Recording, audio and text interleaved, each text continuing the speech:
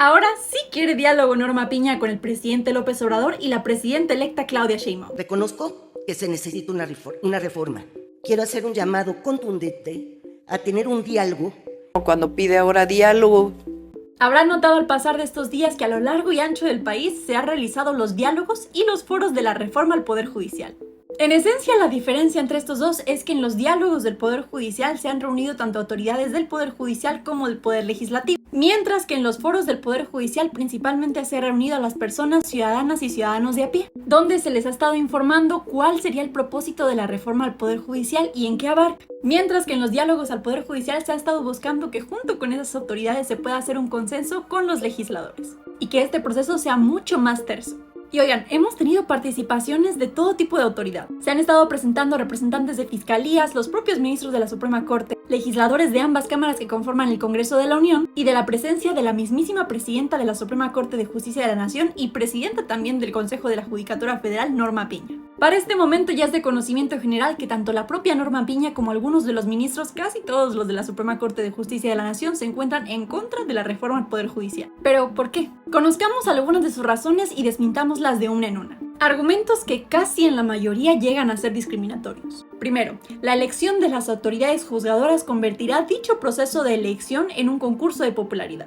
Este es un argumento que desprestigia por completo las aptitudes de las y los contendientes a ser autoridad juzgadora. Lo que se busca durante el periodo de campañas es que dichos contendientes a autoridad juzgadora es que precisamente presenten sus aptitudes ante la ciudadanía o al distrito judicial que buscan representar. Y a través de ello la ciudadanía elegirá a quien considere el mejor o la mejor para desempeñar dicho cargo, ya sea a través de dar a conocer los fallos o sentencias que ha dado a lo largo de su carrera, o en todo caso de que esta persona no haya sido juzgadora, la ciudadanía podrá votarle por muchas más aptitudes. Es decir, no has sido juzgador o juzgadora, sin embargo buscas contender a dicho puesto ya que has sido miembro o incluso presidente de algún colegio o barra de abogados. Tienes un intachable despacho o notaría. Has sido un destacado catedrático o investigador jurídico. Fuiste un brillante y reconocido estudiante, incluso líder de tu generación. Has sido el abogado de una comunidad.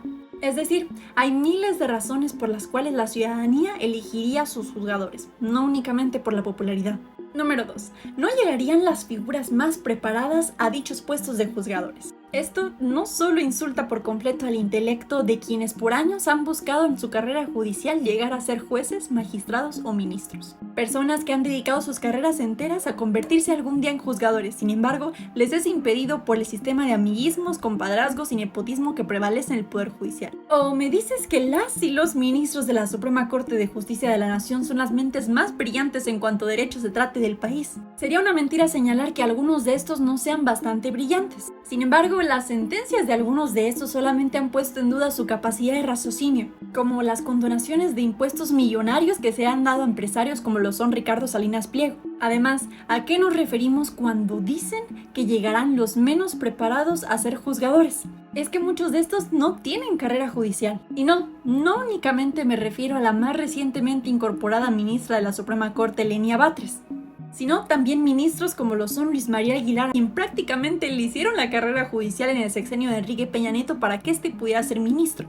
3. Servirán a intereses ajenos a las leyes y a la Constitución. Esto, además de ser completamente contradictorio a la naturaleza de las funciones de un juzgador, este argumento sugiere que la nueva generación de juzgadoras y juzgadores obedecerán únicamente a intereses particulares, específicamente hablando delictivos. Sin embargo, son bastante recientes algunos de los ejemplos en los cuales jueces o ministros de la Suprema Corte de Justicia de la Nación han dejado libres a criminales, como son el caso de la liberación de Cárdenas Palomino, del hermano del Mencho o de incluso ese juez que liberó a una persona que vulneró la integridad de una persona menor de edad. Lo que pasa es que muchos jueces, magistrados y ministros ignoran o se niegan a la idea de creer que la mayoría de la ciudadanía mexicana votó el pasado 2 de junio no únicamente por la presidencia de la República y la renovación del Congreso de la Unión, sino por el proyecto del Plan C en el cual involucra la reforma del Poder Judicial. Porque lo que sucede en el Poder Judicial es cada vez más público. Ha sido cada vez más difícil para juzgadores y juzgadoras corruptos que barran sus sentencias debajo de una alfombra esperando que la ciudadanía no se entere. Y número 4. No únicamente basta con votar a los ministros, ministras, magistrados, magistradas, jueces y juezas, porque el verdadero problema está en las fiscalías. La cosa es que nunca se ha dicho que no haya un problema en las fiscalías. Los malos procedimientos y generaciones de carpetas de investigación han sido parte de lo que ha generado metástasis dentro del Poder Judicial, y es una parte importantísima por la cual en nuestro país tenemos altas tasas de impunidad. Sin embargo, nunca se ha dicho que no se va a reformar el Poder Judicial. Al contrario, el propio presidente López Obrador ya señaló que parte de la reforma al Poder Judicial también será enfocada progresivamente en las fiscalías. ¿Y por qué empezó precisamente con este proceso de purificación en el Poder Judicial desde arriba?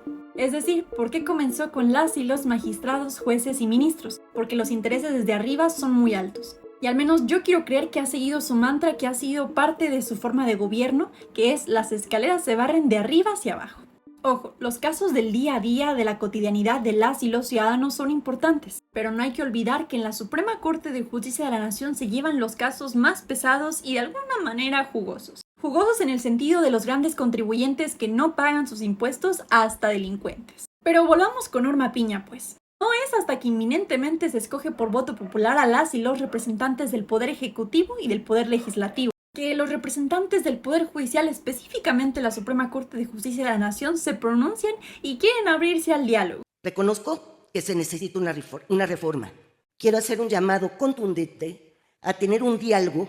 Pues hasta ahora la ministra presidenta Norma Piña busca entablar un diálogo con el actual presidente Andrés Manuel López Obrador y la presidenta electa Claudia Sheinbaum. Plan que por su parte nunca existió cuando se intentó hacer el plan A y el plan B. Pues bueno, ya han señalado tanto el mandatario como la futura mandataria que no van a tener ningún acuerdo ni diálogo en lo oscurito. Como cuando pide ahora diálogo la presidenta de la Suprema Corte con el presidente de la República o con su servidora.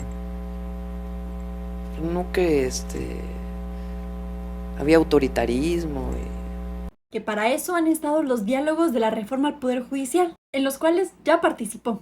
Lo que sí busca la presidenta electa Claudia Sheinbaum con Norma Piña es que aclare la reunión que tuvo con Alito Moreno, presidente nacional y dictador del PRI, y con magistradas y magistrados del Tribunal Electoral. En efecto, porque no explica, lo dijimos en su momento, todavía estábamos en campaña, la reunión que tuvo con el presidente del PRI en la casa de un ministro de la Suprema Corte. Eso, para que vean, es algo de lo cual Norma Piña nunca ha salido a aclarar. Mientras que a su vez le vio la cara a millones de ciudadanas y ciudadanos y miembros del Poder Judicial a quienes obligaron a hacer paro y también tener la marcha del Poder Judicial no se toca. Porque supuestamente estos eran completamente ciudadanos, imparciales y apartidistas. Ese es el verdadero diálogo que debería de tener Norma Piña con las y los mexicanos.